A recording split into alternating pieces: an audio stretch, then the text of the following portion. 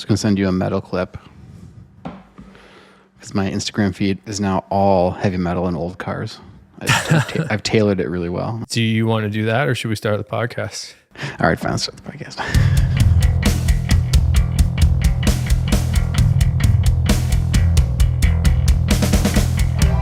I think one of the things you get criticized most for is lack of Cordovan availability, lack of Chrome Excel availability, and then pricing on top of that. So today I was hoping that we could get into the pricing of shell Cordovan. Let's start with that.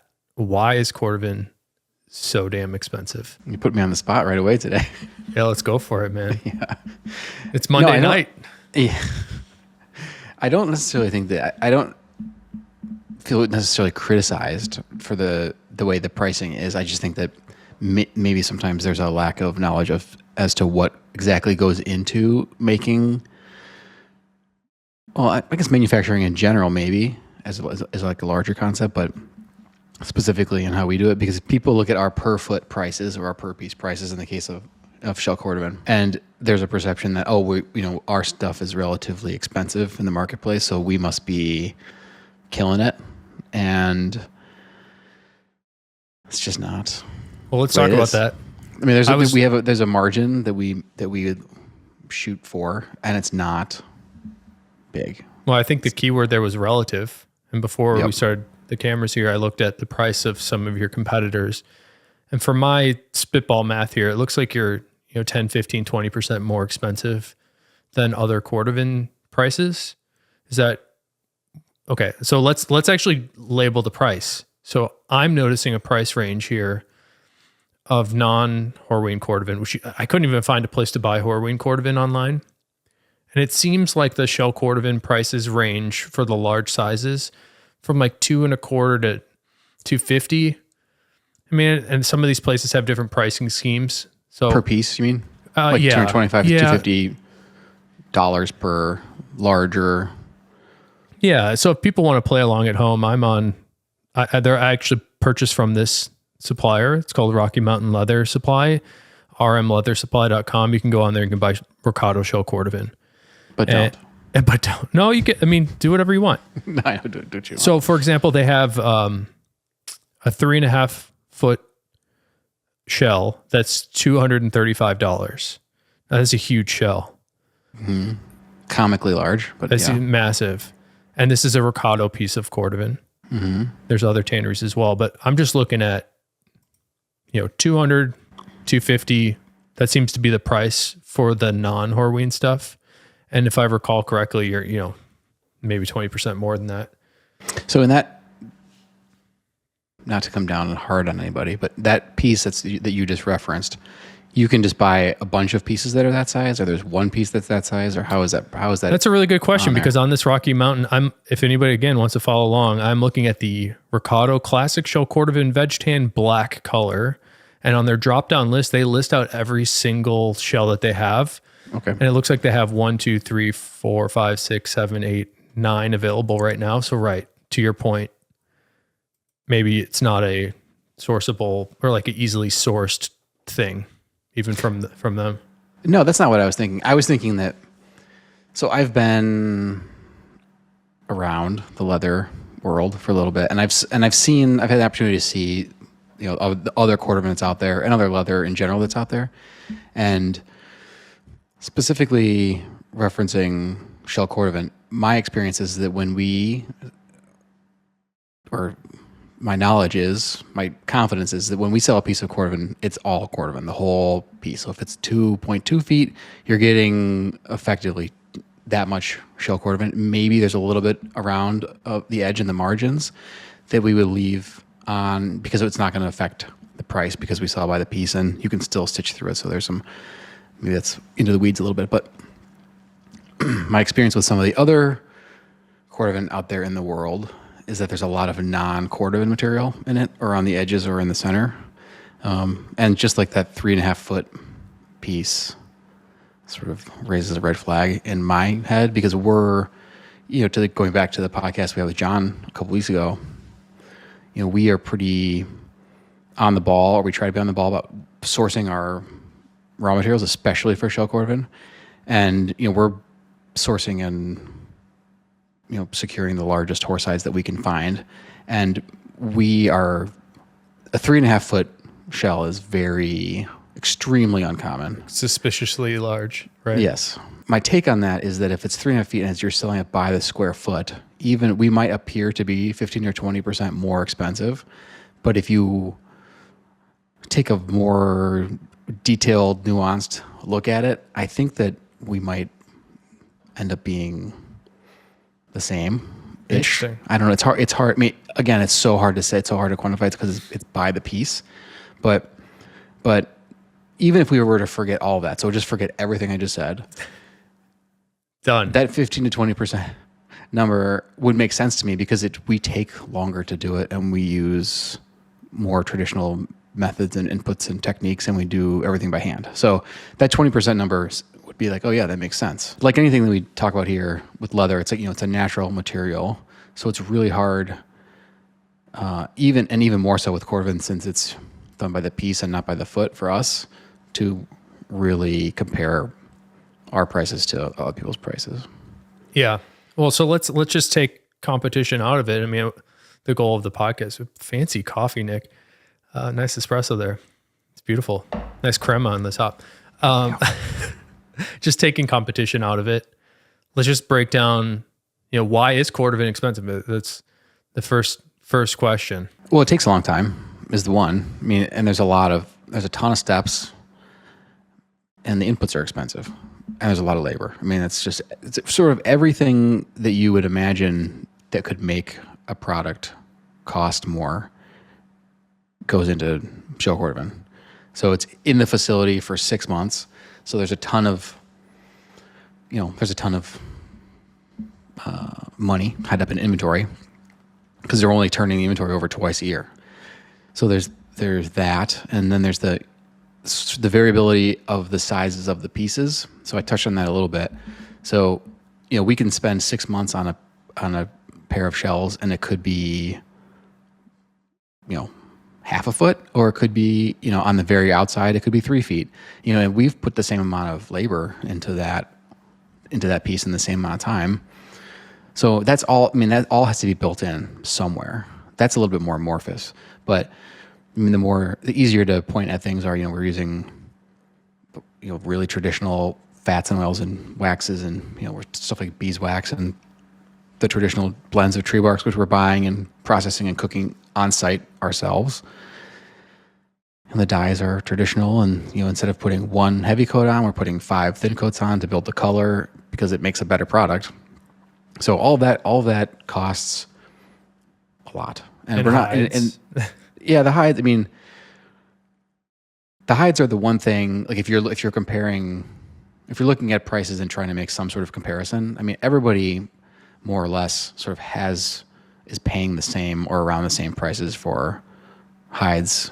That's a drastic oversimplification, but so that part of it is sort of everyone is kind of. I'm making the assumption that people are starting sort of at the same point, like when they receive the hide at the very beginning. I'm concerned, Nick, and sorry to interrupt you. I'm concerned that you're interested in comparing yourself and like defending your tannery versus others.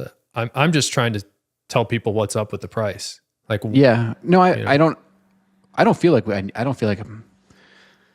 need to defend our pricing because it's not, like I said before, it's not, we don't look at other people's prices and be like, oh, we need to be lower, or we should be higher because we think our stuff is better. It's not, we don't do that. So what do you do? Well, it's complicated.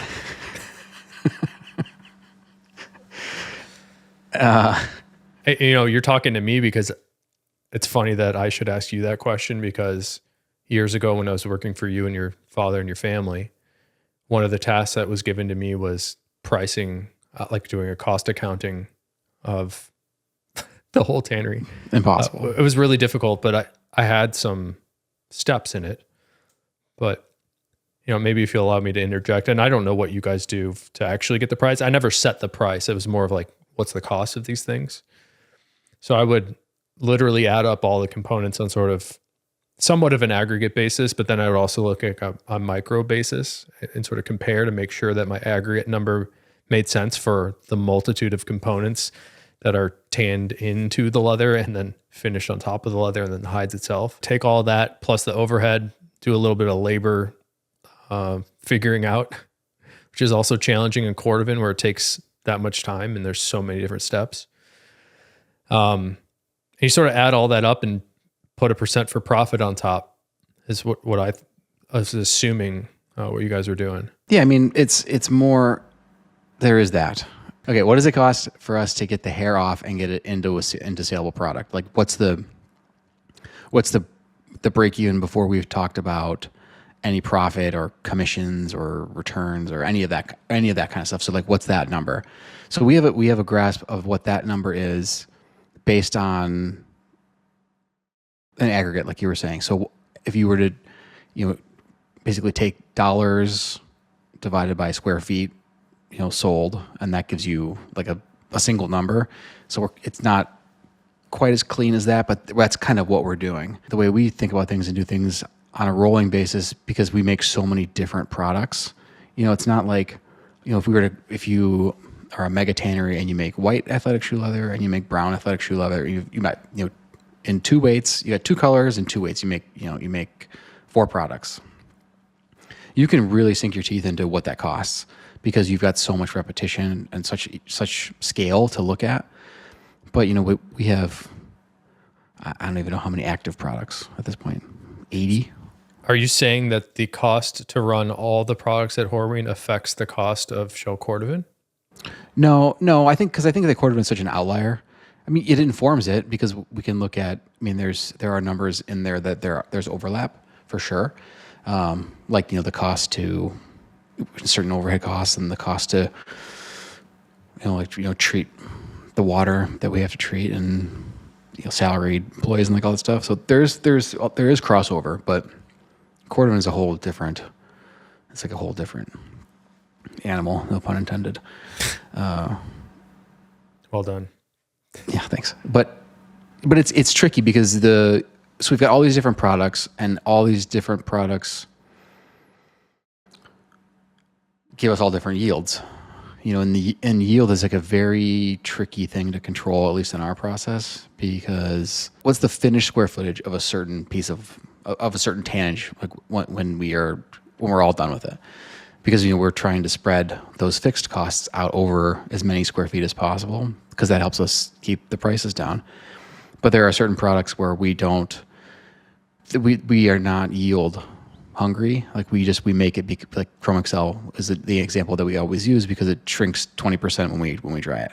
So that's not helping the spread the cost out, but it makes a better product. So you sort of have to, when the rubber meets the road, you kind of have to decide, well, do we want to go for a yield on this, or do we want to make the best product that we can? And, in that case, the legacy products, the traditional products, legacy is kind of a weird word in that situation, but the traditional products were kind of unyielding, and again, no pun intended. Damn, Nick. Jesus. That was an accident. So it becomes, it's funny though, like I can't just say like, why is Cordovan expensive? And you go like, well, cause it has to be. I'm surprised that wasn't like the first response. Yeah. Well, but I don't know, maybe there's a perception that it's one of the products that we make as much of as we can. And we're limited based on raw material in the world and how long it takes. I mean, maybe there's a perception that we've increased prices to a point. Yeah, I mean, I've been seeing those price increases on my invoices. Yeah, I mean, it's a lot of that these days is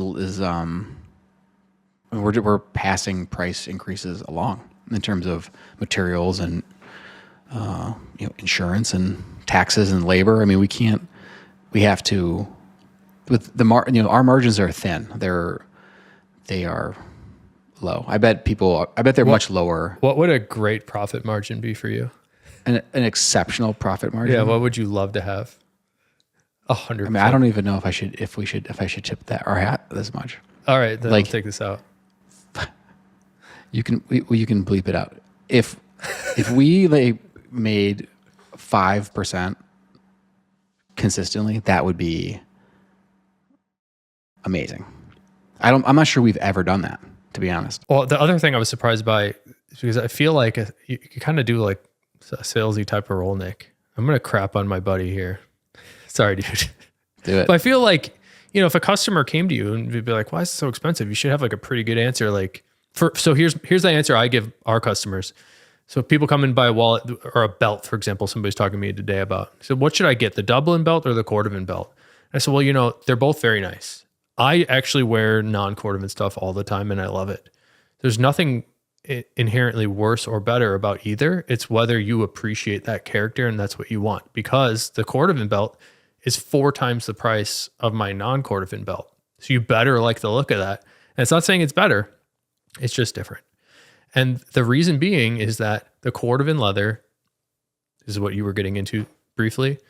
What I tell people is it's roughly 10 times the price per square foot when compared to other very nice leathers. So the example is I pay $300 and I get a 2.5 foot piece of Cordovan, or I pay $300 and I get a 25 foot side of leather. And the cost is the same, but it's 10% of the area. And that's where the price comes from. So that's sort of my explainer to our customers. And I honestly kind of challenge them because it's like, I just put them in front and say, like, do you actually like the difference? Do you like a shiny sort of wet look? It doesn't crease, and show them the benefits of it. Or do you like a little bit more character of this full grain Dublin that has a burst effect? And there's no, for me, there's like nothing really to sell or unsell about it, but you got to be ready to pay, a 10 times the price for the material if you really like it. And the sad part about it is it's really the only leather that has those specific features as a set of features. So that's the reason to pay the premium. Yeah, that's interesting. You're schooling me on my sales technique. I don't know. Do you do sales? No, I did. I don't so much anymore. And honestly, I don't feel like a salesperson. I just tell people information, which is great. I don't ever have to tell people to buy stuff. That's the way I kind of feel too. I mean, there's definitely times where someone's looking for something and you have to be, it makes sense to be a little bit persuasive, but and I think this is for your stuff too. I mean, a lot of times the product or I feel like the product can speak for itself, and maybe that's me liking my own stuff too much, but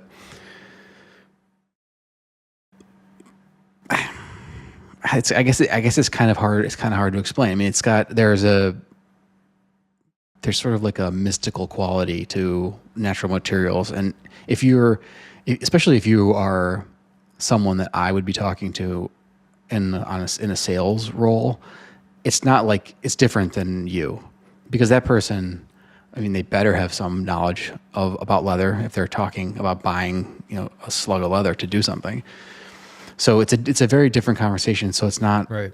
The pricing conversation is one that I think gets sort of dispatched pretty quickly, oftentimes, unless it's a really huge company that's buying tons of footage, and then it's a conversation that you have all the time, because then they're looking to get their margins to be as healthy as possible. So I don't know, it's a very. I feel like we're not saying anything. You're right, we're now. not. But you told me a fun phrase that I stole from you a while ago. So I put the price on a Cordovan wallet. Let's say the most expensive. I think like the most expensive one I've ever done is like more than $500. Say it's 500. That's just a lot of money for a wallet. And if somebody comes in and looks at all this stuff and they go, I really like that one. How much is it? Oh, it's $500. And they go, that's a lot. I don't think I want to pay that. Then you just say, don't buy it. That's kind of what I imagine your relationship with, other business customers of yours are like. It's like, well, that's the price. It kind of has to be that much. Otherwise we don't make any of it. Right. Yeah. I mean, we're not, and again, that goes back to, we're pretty lean on the margin side of things. So we haven't built in like this cushion to negotiate. Maybe we should. I mean, maybe there should be an extra, 15 cents a foot in there just randomly so that we can make people feel like they're getting a good deal. But I guess we're too honest. Maybe, I don't know. It's how you've been doing it for 100 plus years, maybe. Yeah. It's easier to keep your head on straight, especially when there's multiple people that you can talk to, like at our place in terms of sales, to not have like a bunch of like hidden price lists that you use different pricing for different people, which I'm sure exists out there. But it becomes, how do you keep track of that? So you just got to be. It's so much easier to be honest and transparent. I think that's what we're doing right now. Yeah, kind of. I mean, I'm being as transparent as I can be. I would say there's a couple components of the cost that I think would be interesting to drill into, and maybe we do bring in some comparison game to other places in the world. But we are located, both of our businesses are in Chicago, which I don't know if the federal minimum wage, I think, is still like $7.25. And the Chicago minimum wage is now $16.20. And in addition, they require you pay for sick time and vacation time, or they require me to do that as well as any business in Chicago, which is great. I'm into it. I'm for it. But, we could also go to somewhere that doesn't have these minimum labor pay requirements. And if there's somebody willing to work for $7.25 Flushing leather, maybe you can get them to do it. But there are some pretty specific costs that come with being in Chicago. Labor is a large part of it, So for me at Ashland, like, we try to treat people really well, and we try to pay them as much as we can. And the number, if you look at like total comp for us, it's it's $25 to $35 an hour is what people roughly get if they are doing a good job, right? So it's like pretty beyond the minimum wage for the federal minimum wage as well as the Chicago one. But, we treat people, and I remember working for you. I have a 401k plan at Ashland. I had a 401k plan with you. We had health insurance. Ashland has a healthcare reimbursement. We do paid holidays. We do all these. There's a lot of these costs that, in my mind, are just the right thing to do, as well as a legal requirement from the city. And that's just that's just the labor part of it. I mean, if people are sick, like, we should treat people right, and don't force you to come in sick and get everybody else sick, right? Like, that's actually makes sense as a business. But apart from labor, there's also a lot of local. I don't even know if they're laws, but there's other environmental. I don't even know, what would you call this, Nick? Environmental requirements.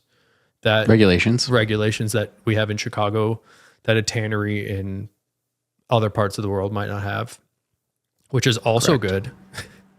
But when we start doing the comparison game, there's some pretty gross things that other businesses do that, as far as I know, you don't do, and I definitely don't do. We don't do it, but yeah. Yeah, but it's expensive. I don't know exactly what you're saying, but no, I mean, we're in the middle of a city. I mean, even I think that we've talked about impact a lot, and I think that's really important to be responsible in the things that you source and the practices that you undergo and all of the sort of things that come along with and are ancillary to making something. So that in itself is motivation enough for me. But even on top of that, being in the middle of the city in Illinois, in the United States, I mean, you can't just do whatever you want. Well, the fun example, when I was working for you again, and we were audited, we had an environmental audit, and we passed, and got certified. The auditor was telling us the story where he was just in another part of the world, and I think I'll call it out. I mean, not like it matters, but it was a tannery in China, and he said, I was just at this place. We did the same audit process that we did at Horween. Everything was great until the end, where we looked at how they were treating their effluent, or in this case, I think it was actually wastewater. And they said, they passed the whole thing. Gold Star rated incredibly efficient, but they were pumping just sewage straight out the back of the tannery and failed them. So they were making gold rated efficient leather and just polluting the hell out of the area there. And that was legal for them to do. But it's good that they have these auditing bodies that catch stuff like that. Yeah, I don't think they were doing anything, like you said, they weren't doing anything illegal in wherever that tannery was located, but they weren't being responsible also. Right. So it's like, where do you draw the line? I mean, I guess in terms of that whole auditing process and the way those audits go, they can be frustrating, particularly for us, like in the moment, because they're time consuming and they're tedious and they're very specific. But at the same time, if you're going through that process and there are places and tanneries like that get sort of recognized for doing things that they shouldn't be doing, in my opinion, and then they're motivated to do things the way they should do them, to treat that waste the right way in order to be able to do business with the companies that are looking at those environmental audits, even though they're voluntary. And I think that's where those kinds of things are successful. Right. I will give credit to that company for being able to, provide the financial incentive to do Right. what the world needs. Let's shift topics here, Nick. I want to move into hides.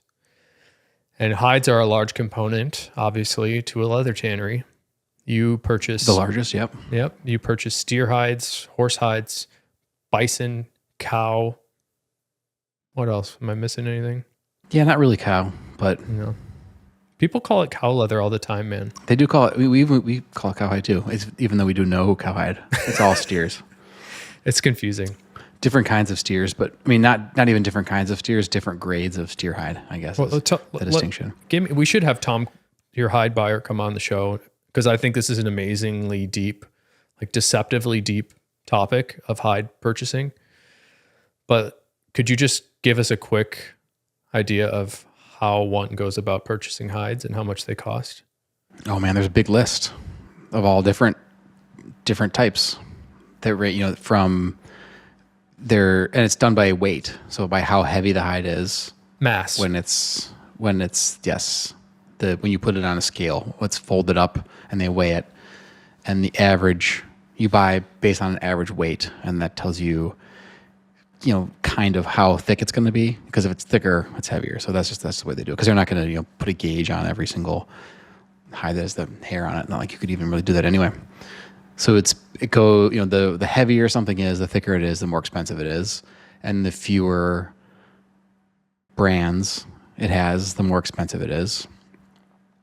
Going all the way, and as it gets thinner and there are more brands or some combination of those things, prices go down. You can buy things that have, they're butt branded or they're Colorado branded, which is like in the middle, or there's some of them have 2 brands or more. So all of these things affect the price, and you go down even more. Cows are even more inexpensive because they tend to be thin and stretchier, and it's just the prices. It's commoditized, so the prices change constantly. So it's really hard to say. I wonder if I'm sure that if you were motivated enough that you could go online and find out like just spot pricing on hides, there's probably 30 or 40 options. I haven't looked in a while at that sheet, but there's a ton of different criteria. What are you finding? Did you find anything? I just looked up how much do steer hides cost. And cow hides direct. Nope, that's not going to do it. U.S. steer hide price, USSHP is the ticker, which is, I don't know what this is. U.S. steer hide price is the current level of 0.5904, up from 0.5858 last month and down from 0.6038 a year ago. So hides are going down. This is a change of 0.78% from last month and minus 2.2% from a year ago. Yeah, that's not what I'm thinking of. What I'm thinking of is like, it's almost like a spreadsheet where it's just... I know what you're talking about. Yep. Yeah.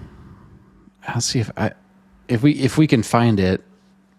Well, we can do it like this. So there are steers, and then there are different levels of hide clarity based upon the brands or lack thereof, right? Right. And then within each of those groups, there's also the weight, the mass of each, which equates to the thickness. So you have a light, a medium, a heavy. Jumbo. Yeah. And then, more brands is less expensive. Lighter mass is less expensive. Yeah. Same for horsehides? How's horsehide pricing work? The horsehides is by size. So there are thresholds in centimeters for how large they are. And that's it. By length? From tail to neck. Yeah, it's like you just stretch it out on a table and measure it, and then that's how they're sold. How about bison? Bison is sort of like it's like whatever you get, whatever you get, pretty much. There aren't as many of them, so you just sort of get what you get. So give me a sense of how much let's go with the premium. What's the most premium steer hide? Just like what we call a heavy native steer. So that's a steer hide that's kind of like the second heaviest, that's what we use the most of, our heavy native steers. And I think it's 5% or less brands, which is the lowest that you can specify. Like you can't say I want no brands. They won't let you do that. You have to they have to be able to mix some in. Mm-hmm. So we get them, we see them, we sort them, we account for them, and they go into products where they can go. But yeah, I mean those change weekly too, and they're kind. I mean, I think that $40 to $50 right now, and that's pretty low in terms of where the market has been. I mean, I think when you were still working with us, there was a time where they were like almost 130, right? And that's what I recall. That was crazy. I mean, that's I think that's, as far as I know, the highest they've ever been. But it's that's a big range, especially if you think about. I've mentioned it before. $1 of hide price is 3 cents a foot. That's just cost. So if the hide market goes up, if they go from $50 to $51 a foot, if they go from $50 to $51 a piece, then just across the board, prices go up 3 cents just in order to cover that dollar. So if you're talking about $100, I mean it's a huge. I mean $3. It's just like you're just adding $3 to it just to cover the cost of a single component. Yeah. So speculating can be dangerous in the hide market. Trying to buy low and right. It is. We don't speculate. We buy. We are buying to cover orders. We're not big enough or smart enough to do that. So if you're talking about, let's make an easy bit of math, right? If it was $120 for a hide, you're only processing sides of leather at the tannery. So you got $60 per side of just hide cost. And that side of leather, let's say on average, it's probably a little higher than this, but probably 20 feet. So there's your $3 right there, right? And then that's before you've done anything to it. I want to remind you that we still haven't fully answered the question of why is Cordovan so expensive, but I guess I'm realizing is as we explain it, it's kind of saying like why leather costs what it costs. Yeah, I mean Cordovan's expensive. It's a materials and labor thing. I mean it's a simple. I do want to know the relative price between a horsehide and one of those steer hides. How much do horsehides cost, and do they vary wildly year to year, month to month, day to day? They don't vary as wildly because there aren't as many of them. So there's more, at least historically, it's more of like a contract instead of like a spot price. There isn't very much correlation between the two. You would think that they would follow one another, and they don't really. The only time they do follow one another is like in the case we were just talking about when steer hides got crazy expensive. Then at that point, horsehides were expensive too, and then they still are expensive, but they were relatively inexpensive compared to steer hides. So people started to look at horsehides as an option, as a replacement, as a substitute for certain products, which had the effect of driving the horsehide price up a little bit at that point. So they were related at that time, but in general, they're such different things because, with the shells included in them, you can't, and this is a thing that you alluded to or talked about before, you can't just like feed them through a machine willy-nilly because the density of the shells. Those producers, when they were buying those horse hides to try to offer products that were at a lower cost as an alternative to the steer hides that they were buying, they were like cutting the shells out and basically just throwing them away. How much do horse hides cost today, roughly? It's changing too much to like really even. Yeah, relative to steer hides? They're more. They're more. Yeah. Bummer. Yep. I mean, there's less of them, you know, and of the less of them in the world that are there by virtue of, you know, people of the, you know, how that relates to the food industry. We're picky, so. Right. Well, let's go to another big topic of cost. Yes. Materials. And again, from my experience, I think you have thousands of different materials. We do. That you source. So those are not inexpensive. You know, what are some of the heavy hitters in there in terms of like cost burden? Well, it's the things we use the most of. I mean, there are certain components that we use in finishing. You know, so there's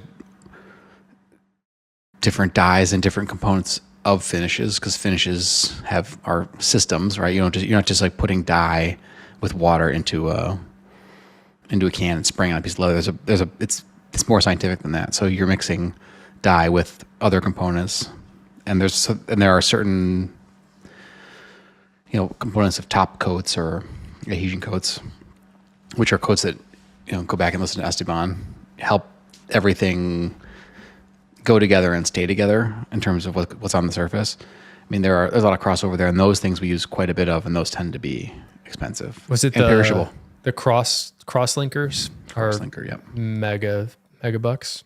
Yep. It's like and perishable. $1,000 a gallon. Yeah. Yeah, and as soon as you mix them in something, they have like they have a shelf life of, you know, less. I think it depends. That's a good question as to exactly what that shelf life is. You know, a few days, not really very much time. Yeah. Wow. Jeez. Okay, so they have to interact with something else quickly, or they just don't have that cross-linking characteristic. Right. It's like I don't know. It's almost like an emulsion, and then like the emulsion breaks. That's the only example I can think of. And then once it's broken, you can't get to go back together. So finishes are expensive. I was surprised that you wouldn't say something like waxes. You know, waxes are expensive. Paraffin and tallow and all that stuff is expensive, especially the way we buy it, which is, you know, the good stuff. The tallow and the paraffin. It's like stuff that you could use. I mean, the tallow that we're getting is at this point.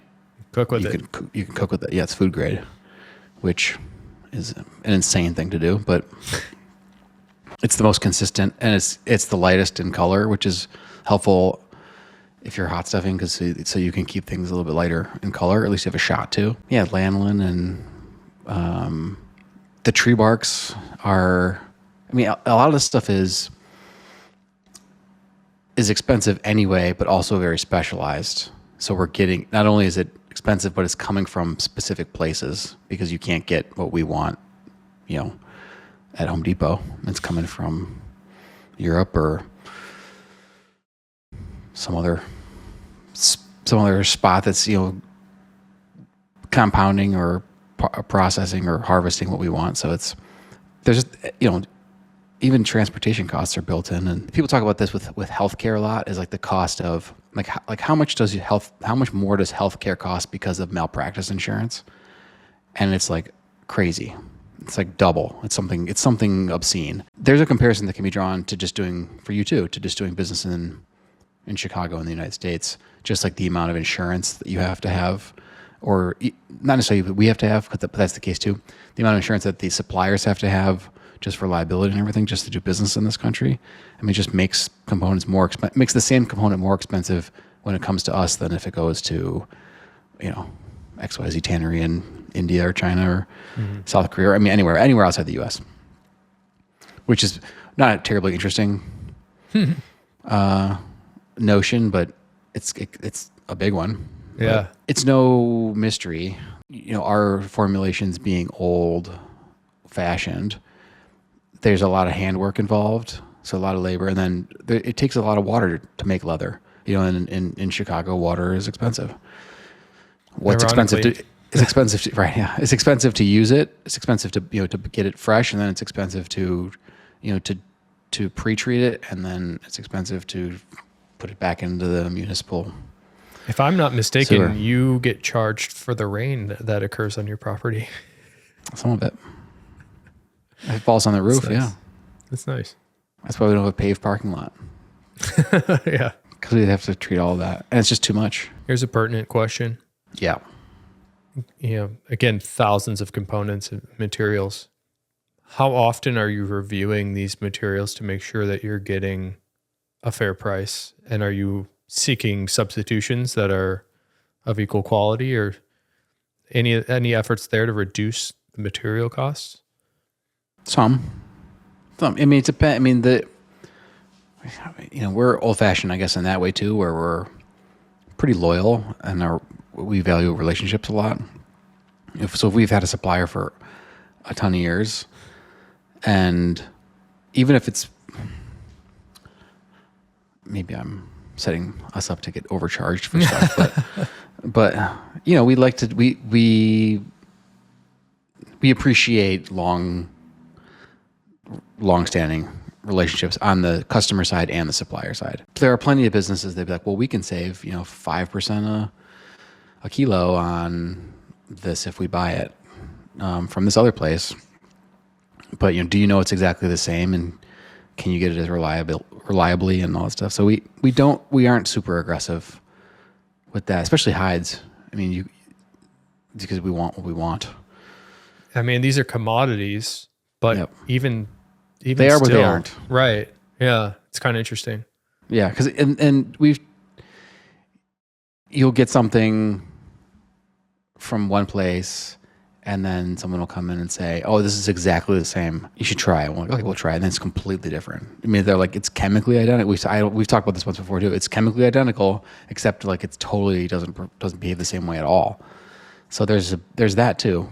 So you just got to be careful. There's so many steps and so much going on that I guess the moral there is, if we do make changes, they tend to be very incremental, or they're so we'll change one thing, and we'll run 10 pieces that way, and then we'll run 50 pieces that way, and it's not like, oh, this is the same, let's just switch over to it. That never works out. Right. Yep. Stuff's expensive, Nick. Stuff is expensive, Phil. Let's transition the conversation to the shoemaker, or in this example, wallet maker. Make a lot of wallets. Check out ashlandleather.com, by the way. We actually, heads up, Nick, I don't think this episode will go out in time. It might. We have a private suck thing coming out this week, I hope, with some incredible, nobody's ever seen anything like it. There's some really awesome Cordovan pieces that we got Nice. coming. But speaking of Cordovan, so the cost is also somewhat deceptive, because when you talk about a price per foot for Cordovan being 10 times the price of a bovine equivalent, I guess not equivalent, but another premium bovine leather, it's still misleading, because the Cordovan shape also is expensive. Yes. So you might get 2 square feet, but it might be I don't know what a good comparison would be. You get like a long, skinny guy, and sometimes you get like a perfect, like, round circle, right? So sometimes, like, for example, if I'm making a shell Cordovan belt, I really want the long skinnies, because I can make longer belts less expensive, and I really don't want like nice circles. Whereas a boot maker cannot make a boot out of a long skinny. Not a whole boot, right? Right. So how much, you mentioned off cam that you spoke to somebody making footwear. Of the cost to make footwear, how much of that cost is in the leather? It was just an off the top of the head number, and that company uses a bunch of different suppliers, and I think he was saying like around 15% Of the cost, or of the like revenue? of the cost to make the boot. Yeah. But that doesn't include, that's just the upper leather. That doesn't include, anything, the lining or the midsole or the sole or the welt or any of that stuff. Something that's all leather too. So that would be on top of the 15%. I guess it's complicated because there's leather involved. Because to your point, you get it and you're like, oh, I can, if there was just like an extra inch of leather here, I could get another wallet out of this. I get another like $400. Yeah. Yeah. And it's like, oh, but since it's not that, then you can't. So it's important that you have a mix of products. You can't just make just belts. I mean, you can, but you have a better shot of having less waste if you have a mix of products too. Another compelling reason that, patterns are not gigantic pieces. I mean, everyone doesn't make all whole cuts all the time because the waste factor sucks, because it's just like you got this gigantic piece of leather. I mean, it makes a beautiful shoe, but it's not necessarily, it can't be all that you make. I bet you the biggest cost, or one of the biggest costs for making a pair of shoes or boots, other than labor, would be literally returns and exchanges. Depending on the company, sure. I think you can say that for a lot of companies these days, though. Yeah, but it's just sizing for feet. Right. What a disaster. Because I remember speaking, I probably talked about this on the podcast too, but I remember speaking with Wyatt from Grant Stone. Yep.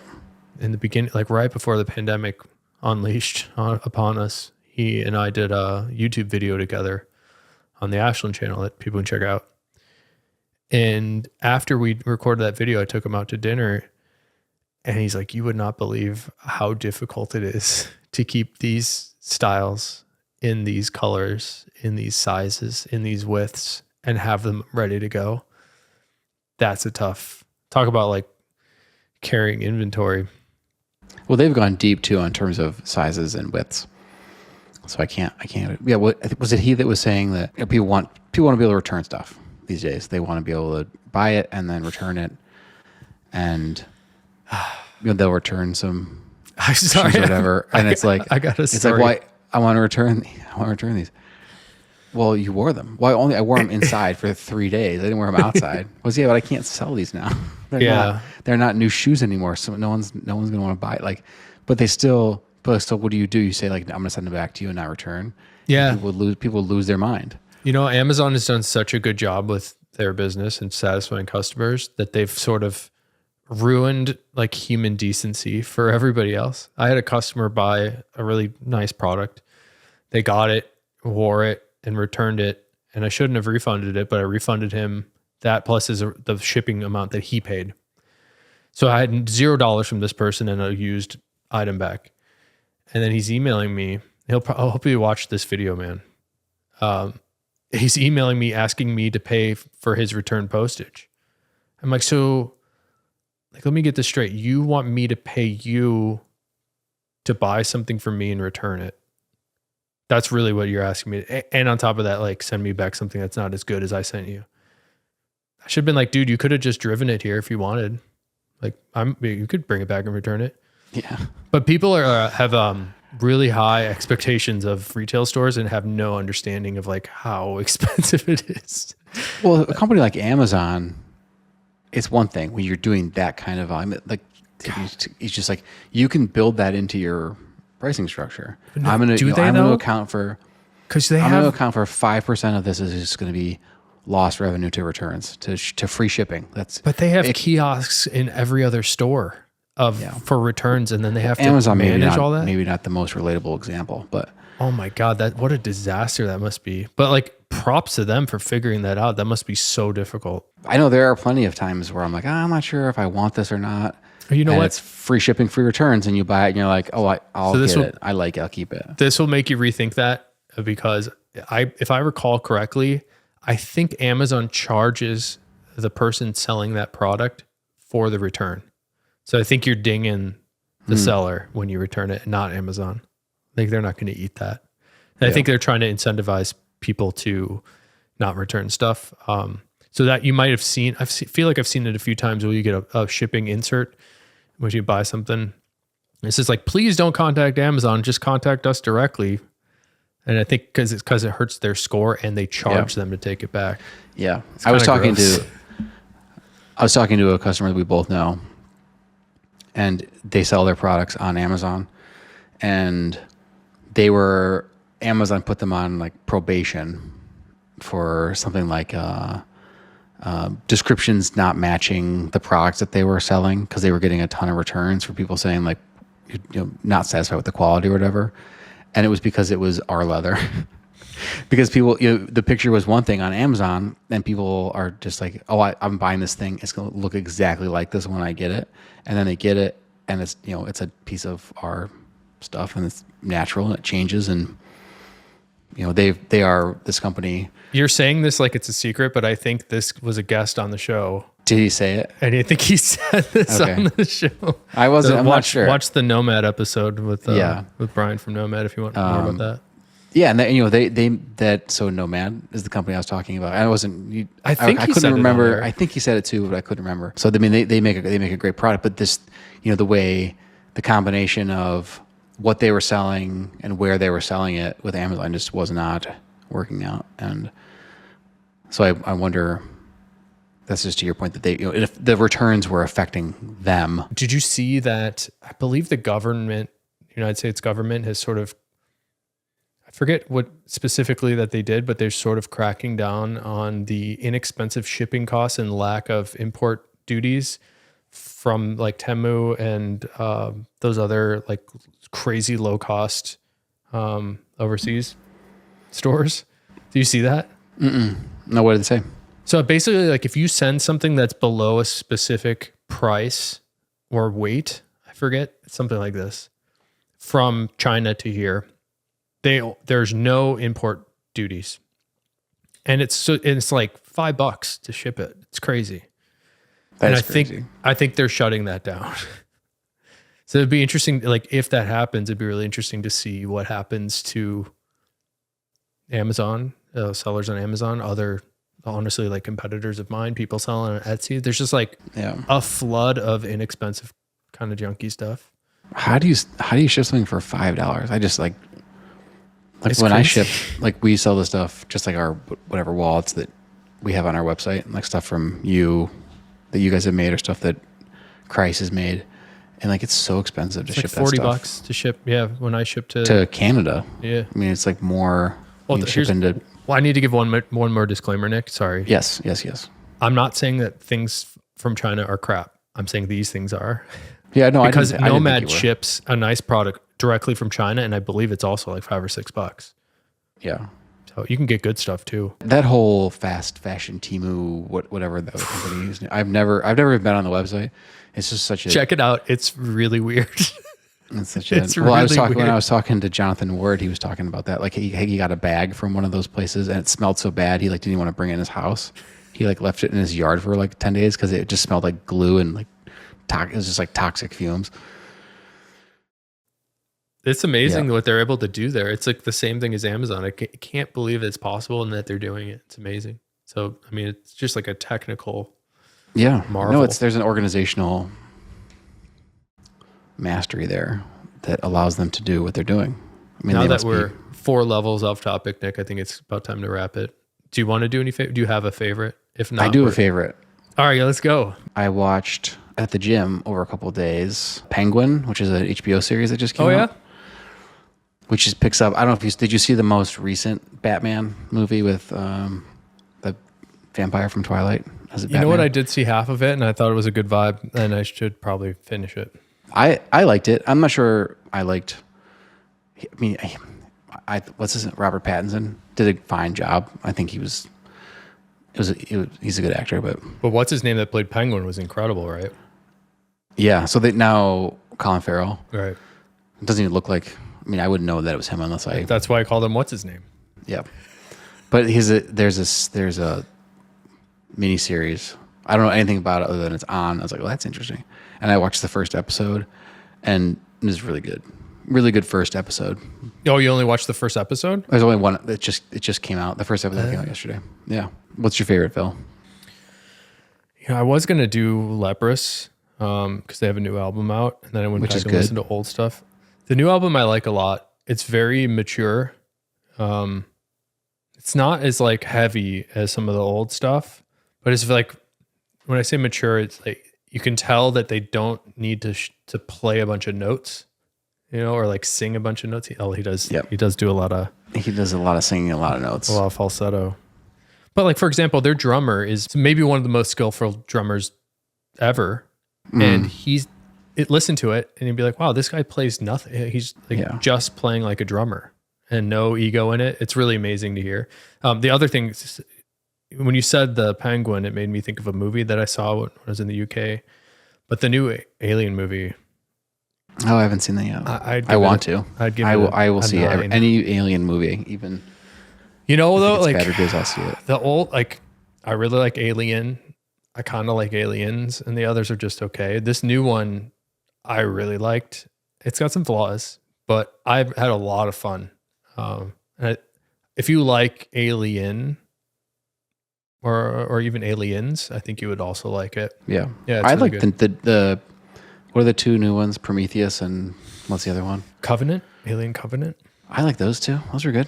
People hated on Covenant. It's not the I thought they were good. People hated on Prometheus. I like it. It's entertaining alien movies. Like, what's the problem? Yeah. Oh, I also saw the new Beetlejuice. Shockingly great. Really I will watch it. What? Really? Really long. 2.5 hours. It's so long. All right, that's enough favorites. I have a confession to make. I only watched The Penguin because I wanted to watch there's a movie called Long Legs out. Have you seen trailers for that? No. I like Daddy Long Legs? I think yes, but just Long Legs. I said in a previous thing that I didn't realize like what a gigantic Nicolas Cage fan I am and have turned into, because he makes a movie like every 6.5 weeks. And you love it. And they're all I like all. But this one came out and I watched a trailer for it and I'm like, no, that's way too scary. I can't watch that. Dude, Daddy Long Legs. I'm in. Watch when we're done here. Watch the trailer for Long Legs and tell me if you want to just like rush out and watch that movie. Or if you think it's. We're wrapping it up though. Scary. I will. I'll check it out. Everybody, Nick and I are planning to be in New York for the Sit Down boot camp, and we have some special mid October. Yeah. So if you're going to be in New York, it'd be great to see you guys there. Nick and I are planning to do a live version, the first ever live version of the Full Grain podcast, which I'm really looking forward to. We have some special ideas, which we got to talk about tomorrow, Nick. Yeah, I got to everybody get myself into gear. See us there. We look forward to seeing you guys. All right. Thanks, Nick. Thanks, Phil. Bye. Okay, bye.